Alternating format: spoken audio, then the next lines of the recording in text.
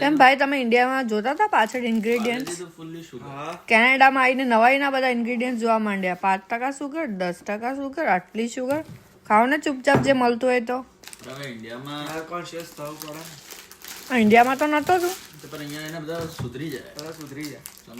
બીજાને જોઈને હે gluten free, dairy free, lactose intolerant. હે ઇન્ડિયામાં એવું કરતા હતા?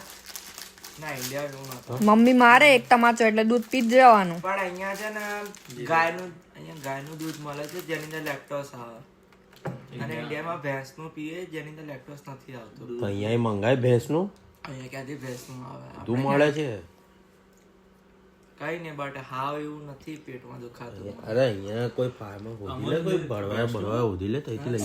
સવારમાં તમારી પાસે કેટલો ટાઈમ છે નહીં આ બધી વાતો કરવાનો? ઇન્ડિયામાં ગાયનું ઓછું ચાલે છે. અમૂલની છાશ કેવી આવતી હતી મસ્ત, એકદમ થોડી ગટ. ભેંસનું તો જાટું આવે એકદમ. અમારે ત્યાં તો વડોદરામાં સુગમ ડેરીની લસ્સી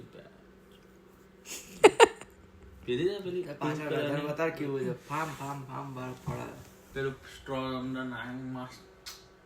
મારા ફેવરેટ